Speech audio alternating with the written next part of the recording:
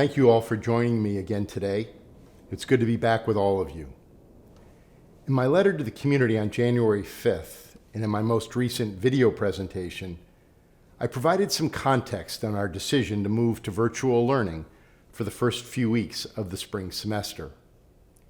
5 elements contributed to our decision: the rate of transmission of the Omicron variant, the effectiveness of the vaccine, the severity of the disease, the rate of hospitalization, and projections about the duration of the surge. We're tracking metrics on 3 of these elements: transmission, hospitalizations, and projections, to understand the trajectory and impact of the pandemic on our region. The 2 additional categories, the severity of the disease and vaccine efficacy, inform our public health planning. We are halfway through the month of January, and in 2 weeks, our plans are to return to in-person learning. I wish to focus today on the metrics we are tracking in the context of our planning. We're tracking the rate of transmission of the Omicron variant on our campuses and in our region. When we consider transmission, we look at the number of cases, we look at the positivity rate, and we look at our capacity for isolation. On our campuses, we have seen a high number of cases and a high positivity rate since the beginning of January. A high positivity rate means that we will have a large number of people in our community in isolation. The guidance from the Centers for Disease Control and Prevention on the isolation period for higher education is 10 days. Their recent announcement of a 5-day isolation period for asymptomatic individuals was not extended to colleges and universities.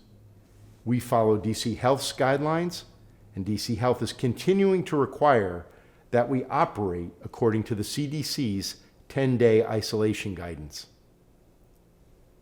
We are tracking the number of positive tests in our faculty, staff, and student populations conducted by our testing sites on our campuses.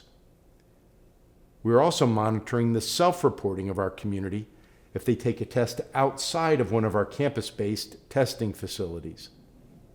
And we are monitoring our isolation capacity closely. We have isolation capacity for 200 residential students in our hotel in the Levy Center, and we have an additional 100 spaces secured in a hotel near campus. As we have shared with our residential students, if we exceed the need for this space, we will need to move into an isolate-in-place plan for our residence halls. The more people who have to move into isolation, the greater the impact on campus life and operations. What happens on our campuses is inextricably linked with the context of our region, and what happens in our region impacts what is happening on our campuses. High numbers of cases among our community are to be expected given the current state of the pandemic in our region. Washington, D.C. has been considered a hotspot for the Omicron variant for the past few weeks. In recent days, we have seen cases start to decline, a trend that will hopefully continue over the coming weeks. The positivity rate in Washington, D.C. is reported to be at 25%. Projections in late December anticipated a rapid rise and fall of cases over the course of the month of January. This is a key aspect of both our decision to move to virtual learning and our plan to return to in-person learning on January 31st. When we look at the conditions in our region, we also look at the rate of hospitalizations in our area. This gives us a sense of how severe the impacts of the disease are in our larger community. While the overall virulence, the severity of the Omicron variant, is considered lower than previous variants, and the COVID-19 booster provides strong immunity, high hospitalization rates show that the disease is still having severe impacts among our population.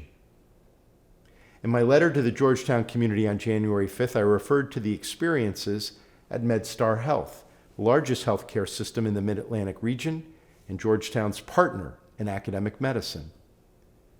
As Omicron began to impact our region, by December 30th, MedStar Health had 695 COVID-positive patients, a new high at the time.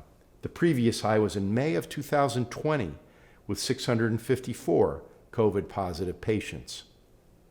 Now, only 2 weeks into January 2022, the number of COVID-positive patients at their hospitals has surpassed 1,000.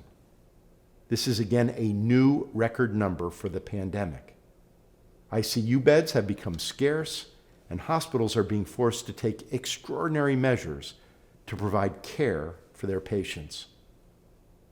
We are hopeful that this recent decline in new cases in our region will soon provide some relief to our healthcare system.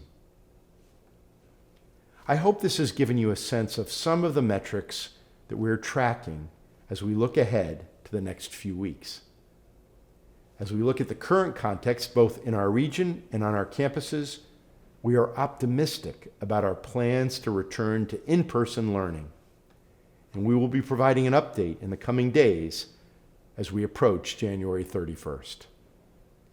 Thank you again for joining me today. I wish you the very best in these early days of the semester. Take care of yourself and take care of everyone around you. For every Hoya, everywhere.